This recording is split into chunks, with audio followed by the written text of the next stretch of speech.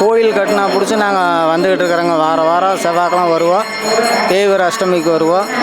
வந்துட்டு போனது வந்து நம்ம கொஞ்சம் நல்லா மன நிம்மதியாக இருக்குது. கோயிலுக்கு வந்துட்டு போனாவே நம்ம மனசுக்கு ஒரு ரொம்ப அமைதியும் சந்தோஷமாக இருக்குது.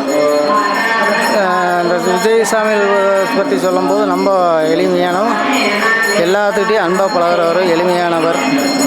இந்த மாதிரி விஜய் சுமாரி மாதிரி நான் வந்து பார்த்திங்கன்னா நிறையா கோயில் பார்த்துருக்குறேன். எல்லாம் கிட்டையே போக முடியாது. இவர் தொட்டு நம்மளை ஆசீர்வாதம் பண்ணுவார். ரெண்டாவது பார்த்திங்கன்னா இந்த கோயிலினுடைய சிறப்பம்சம் என்னம்னா, கோயில் கருவறைக்குள்ளே போய் எல்லாத்தையும் கருவறைக்குள்ளே போய் தொட்டு கும்பிட்ற அளவுக்கு வந்து பண்ணி வச்சுருக்காங்க. ரொம்ப சந்தோஷமாக இருக்குது. என் பையனுக்கு வந்து திருமணத்துக்கு நான் வேண்டியிருந்தேங்க. 4 மாதத்துலேயே திருமணம் கைகூடி கல்யாணம் ஆகிடுச்சுங்க. ஏன்னா என்னால் பத்திரிக்கை வைக்க வர முடியலைங்க. கல்யாணத்தன்னைக்கு நாள் வந்து நான் பத்திரிக்கை வச்சுட்டு சாமி கும்பிட்டு போனேங்க. எனக்கு இங்கே வந்துட்டு போனால் மனசுக்கு கொஞ்சம் ஆறுதலாக இருக்குங்க. நமது தென்னக காசி பைரவர் திருக்கோவிலில் நாள் முழுவதும் அன்னதானம் நடைபெறுகிறது. பூர்வ ஜென்ம பாவங்கள் நீங்கி உங்கள் பிரார்த்தனைகள் நிறைவேற அன்னதானம் செய்து பைரவர் அருள் பெறுக.